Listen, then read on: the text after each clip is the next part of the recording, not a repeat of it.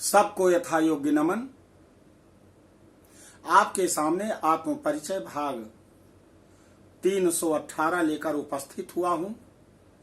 गरुड़ पुराण अध्याय 9 में मरणासन्न व्यक्ति के निमित्त किए जाने वाले कौन कौन से कार्य हैं, इसके विषय में गरुड़ जी भगवान नारायण से पूछते हैं। सबसे पहले माता भगवती के लिए शंख ध्वनि।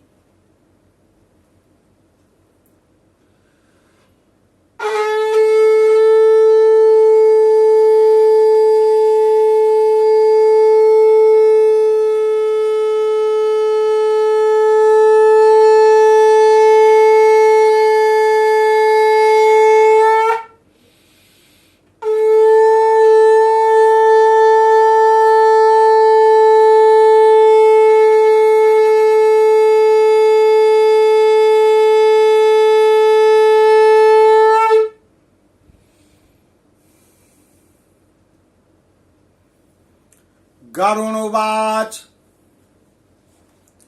कथितं भवता सम्यग् दानम् आतुरकालिकम् म्रियमाणस्य यत् कृत्यं तदिदानीं वद प्रभो।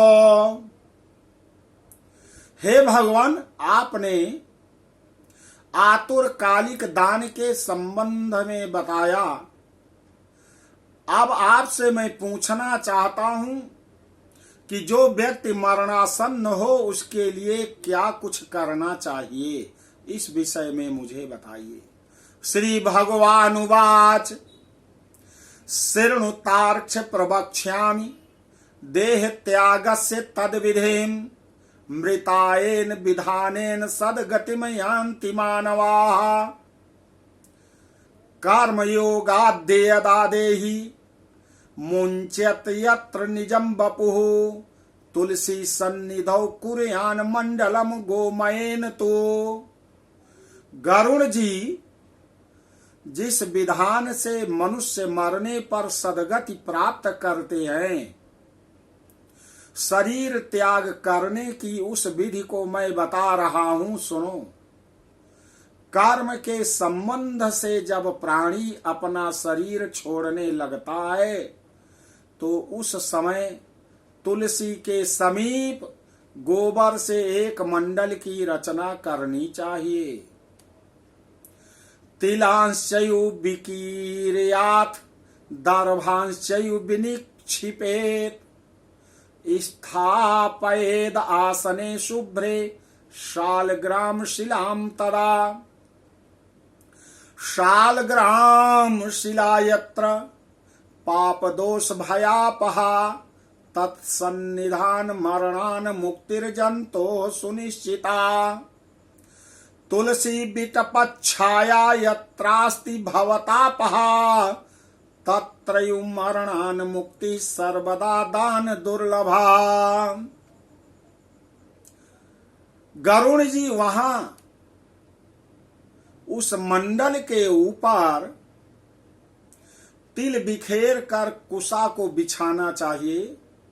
इसके बाद उस पर श्वेत वस्त्र के आसन पर शालग्राम भगवान को स्थापित करना चाहिए।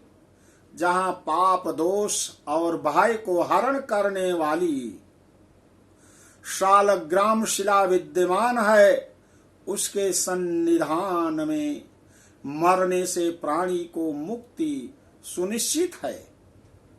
वहां जगत के ताप का हरण करने वाली तुलसी वृक्ष की छाया है।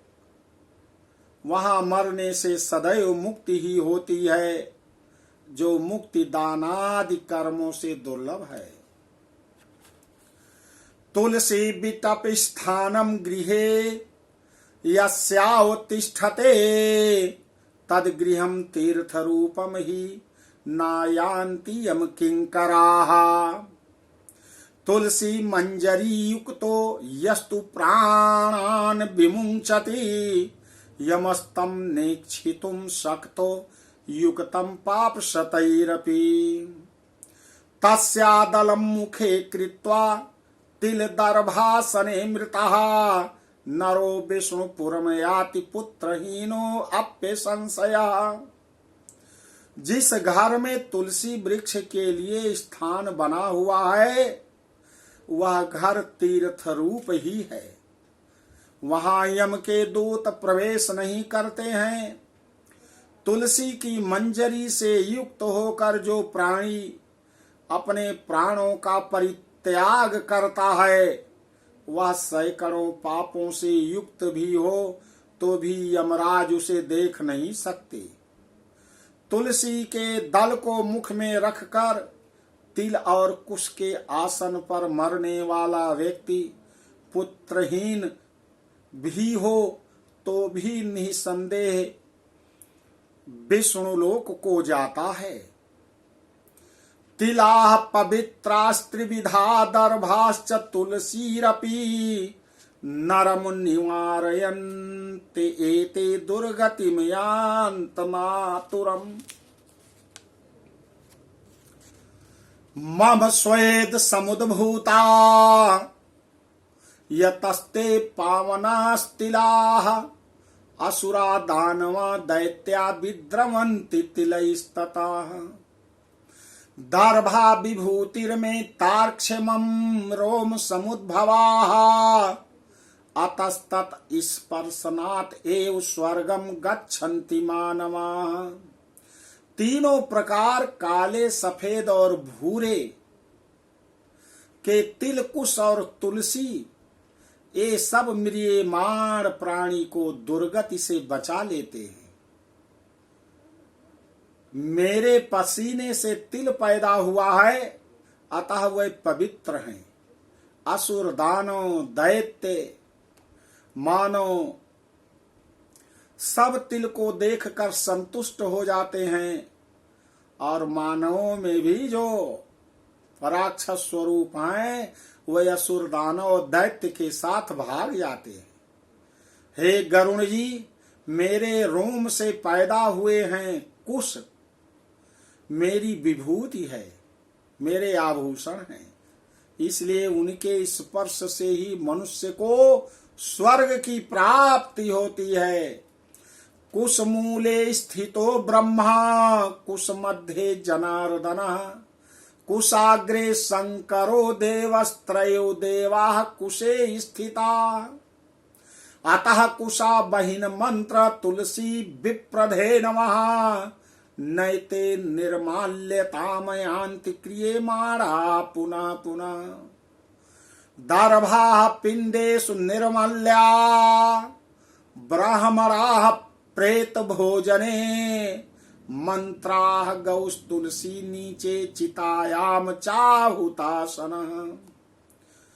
कुश के मूल में ब्रह्मा, कुश के मध्य में जनार्दन और कुश के अग्रभाग में शंकर, इस प्रकार तीनों देवता कुश में ही बसते हैं, निवास करते हैं, स्थित रहते हैं। इसलिए कुश अग्नि, मंत्र, तुलसी, ब्रह्मण और गौ ये बार बार उपयोग किए जाने पर भी निर्माल्य नहीं होते कि ये हमेशा पवित्र ही रहते हैं। 5 चीजें कुश, अग्नि, मंत्र, तुलसी और ब्रह्मण और गौ, ये 6 चीजें बार बार उपयोग किए जाएं जैसे भी तो कभी अपवित्र नहीं होते।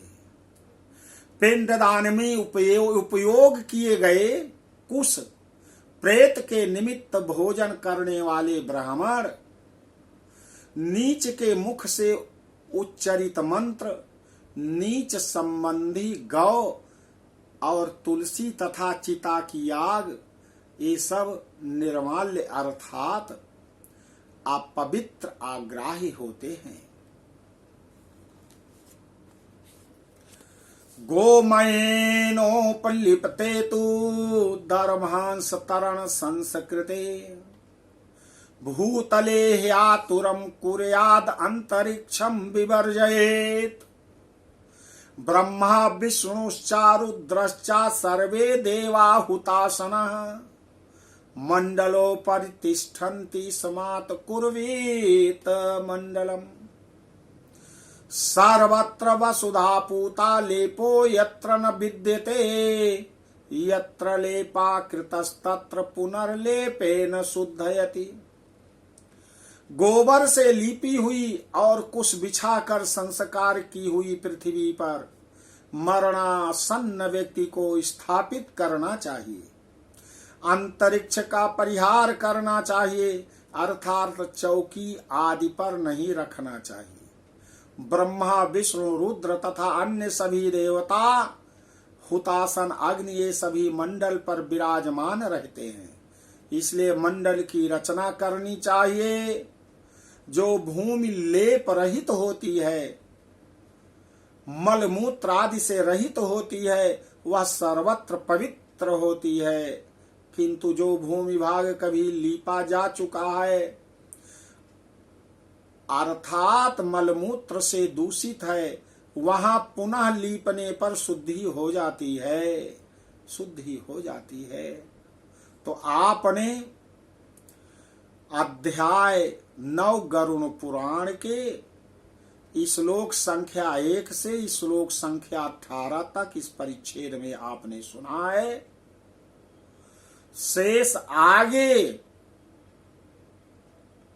अध्याय में आगे मंत्रों को आप सुनोगे। तो देवियों सज्जनों, आपसे निवेदन है कि मेरे इस वीडियो को शुरू से अंत तक जरूर देखें। पितर खुश होंगे। पितृदोष वास्तु दोष से आप मुक्त हो जाएंगे, मुक्त हो जाएंगे।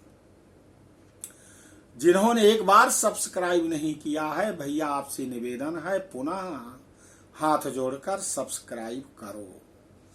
बोलो आदि शक्ति माता भगवती की जय।